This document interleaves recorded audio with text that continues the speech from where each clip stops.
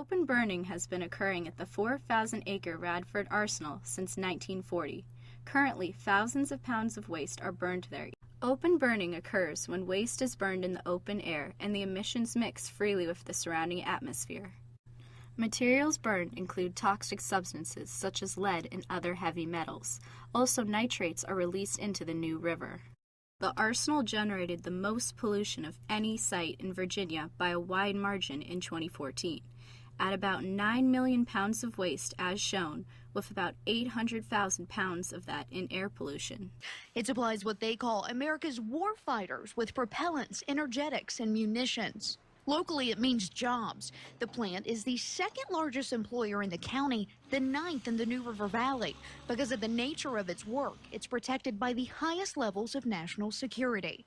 A 2008 study found that children living in the nearby city of Radford, who were between the ages of 0 and 15, had blood lead levels twice those of children in Virginia in general.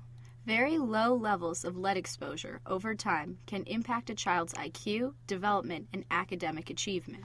Data collected by the CDC and the National Cancer Institute shows that the 3 counties surrounding the plant, Giles, Floyd, and Pulaski, have among the highest rates of thyroid cancer in the state.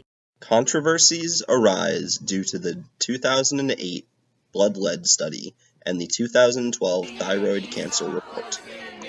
Not knowing what happens inside has only led to speculation about what can be seen coming out. Stop the open burn! It's these recent pictures shared by environmental activist Aaron Brockovich that have people asking questions. A green plume can be seen hovering over an open burn site on the ammunition plant. Many are concerned about what's in the press air. releases come out. By April of 2017, ProPublica issues an article that gets many people concerned about the Radford Arsenal's open burn. In November of 2017, the Blacksburg Town Council passes a resolution.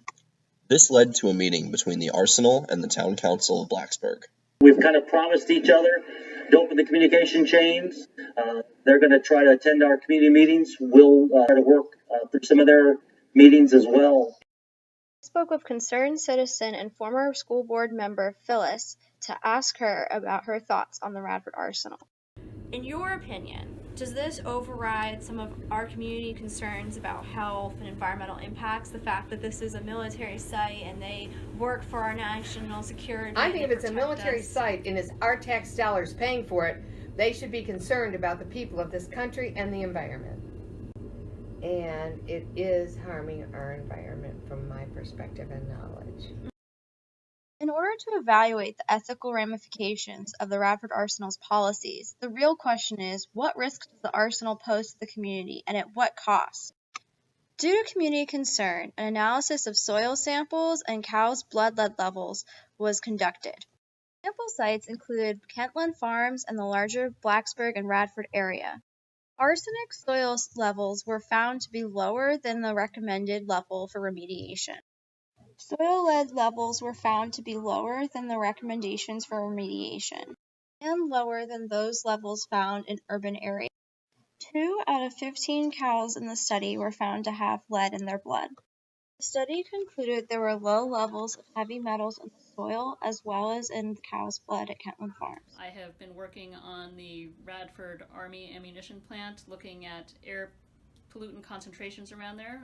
We did a small pilot study over the summer, and we have found that levels of certain metals and certain organic compounds were much lower than health-based levels of concern. And really what was the catalyst for us doing this project was when the ProPublica article came out and the drone study. The drone study showed very high levels of lead being released during these open burns. They sampled at 2 residences, Kentland Farms, and the fire station, and compared to the sanitation plant's DEQ samples, looking for heavy metals or volatile organic compounds. Heavy metal concentrations were well below standards. Benzene, toluene, ethylene, and xylene compound concentrations were at least 30 times lower than EPA standards. Now they are doing something about it. The current commander is really hurt us. The first one in all the years we've been fighting. I've been very pleased with him. In spring of 2018, Lieutenant Commander Scott came out with an environmental stewardship challenge with a plan to reduce the open burn by at least 50%, if not 95%, by 2023.